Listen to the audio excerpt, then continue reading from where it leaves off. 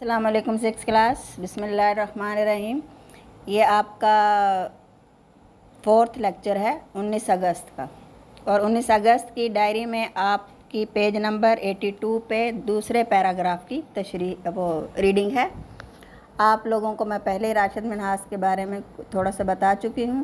اب یہ میں آپ کو ریڈنگ اب نو عمر ہوا باز راشد منہاس سمجھ چکے تھے کہ مطیع الرحمن طیارہ اغوا کرنا چاہتا ہے۔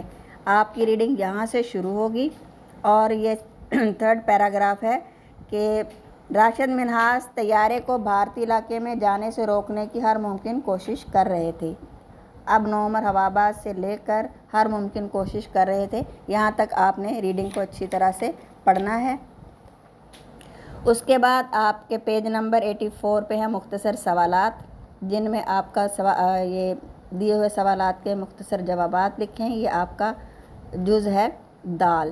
مطیع الرحمن طیارے کو بھارت کیوں لے جانا چاہتا تھا؟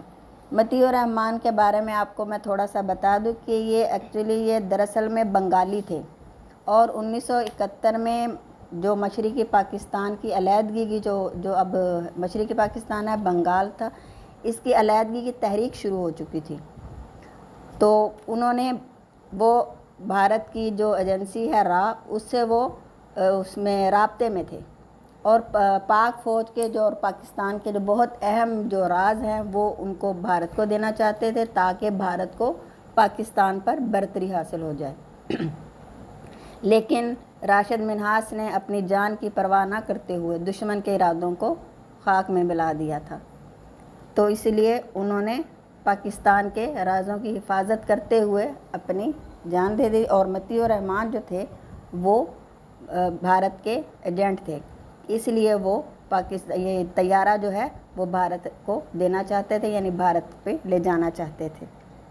تو آپ کے یہ سوال کا جواب ہے کہ مطیع الرحمن طیارے کو بھارت کیوں لے جانا چاہتے تھے؟ کیونکہ وہ بنگالی تھے، اور وہ بھارت کو برتری دلانا چاہتے تھے پاکستان پر، اسی لیے انہوں نے یہ طیارہ جو ہے وہ اغوا کرنے کی کوشش کی۔ اگر آپ راشد منہاس کی جگہ ہوتے تو کیا کرتے اور کیوں؟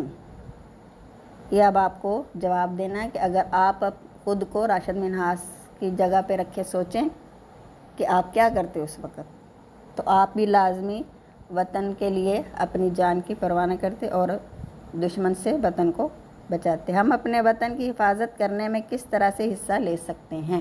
یہ 3 سوال ہیں جن کے آپ نے جواب جو ہے وہ کاپی پر لکھنے بھی ہیں۔ ہوم ورک جو ہے وہ اپلوڈ کر دیجیے گا۔ فی امان اللہ۔